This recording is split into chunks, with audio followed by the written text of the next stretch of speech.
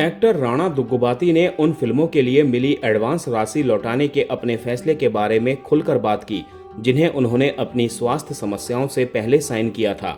Baahubali film में भल्लाल देव के शक्तिशाली किरदार से दुनिया भर में अपनी पहचान बनाने वाले राणा दुग्गुबाती की जिंदगी में एक वक्त ऐसा भी आया जब कैमरा और चकाचौंध के पीछे वो मौत से जंग लड़ रहे थे। एक्टर ने अपनी सेहत से जुड़ी उन दर्दनाक मुश्किलों का खुलासा किया था जिसने न केवल उनके शरीर को बदल दिया बल्कि उनके कैरियर की दिशा को भी हिलाकर रख दिया। हर साल मार्च महीने के दूसरे गुरुवार को विश्व किडनी दिवस मनाया जाता है।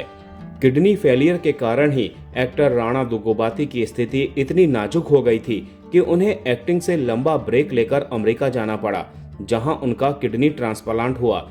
एक्टर राणा दुग्गुबाती ने अपनी सेहत से जुड़ी मुश्किलों के अपनी पर्सनल और प्रोफेशनल दोनों जिंदगी पर पड़े असर के बारे में खुलकर बात की थी।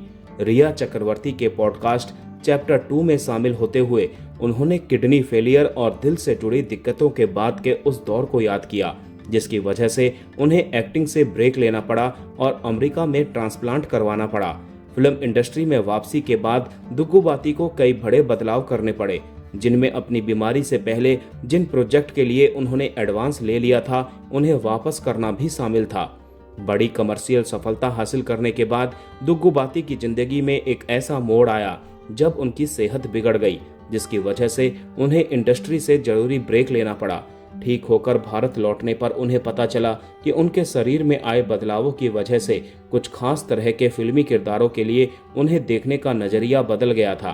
उन्होंने बताया कि अमेरिका में रहने के दौरान उनका पूरा ध्यान सिर्फ जिंदा रहने पर था। उन्होंने 1 साल के इलाज और ठीक होने के बाद अपने बदले हुए रूप को अपनाने में आने वाली मुश्किलों के बारे में भी बात की।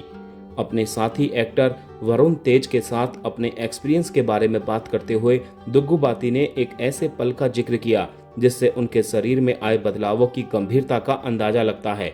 उन्होंने कहा, मुझे याद है मेरा एक दोस्त है जो खुद भी एक्टर है, वरुण तेज। वो एक बार मुझसे मिलने आया था। वो भी काफी हट्टा कट्टा है। बातचीत के बीच में ही मुझे लगा कि वो मुझसे ज्यादा उस राणा जैसा दिख रहा था जिसे मैं पहले जानता था।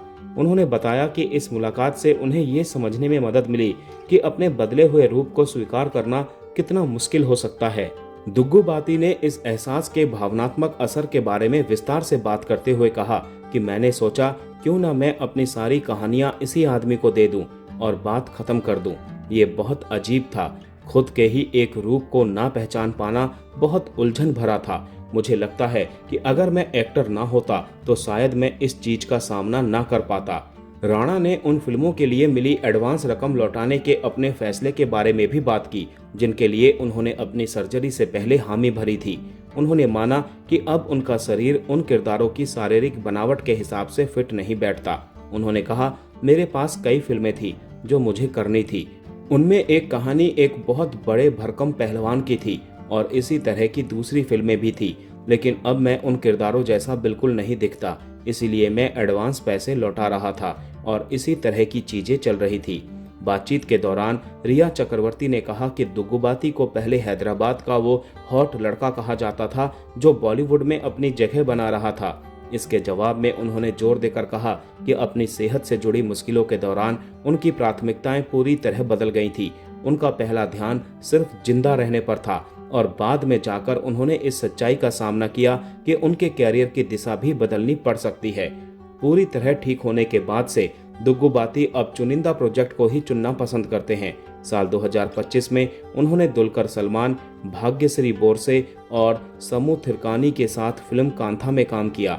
इस फिल्म को उन्होंने खुद ही प्रोड्यूस भी किया था। उन्होंने फिल्म मिराई के पोस्ट क्रेडिट सीन में एक छोटा सा कैमियो किया और इस साल फिल्म पराशक्ति में भी वो नजर आए। इसके अलावा उन्होंने द राणा दुग्गुबाती शो को होस्ट करने की जिम्मेदारी भी संभाली और सोलो लेवलिंग के लिए डबिंग भी की।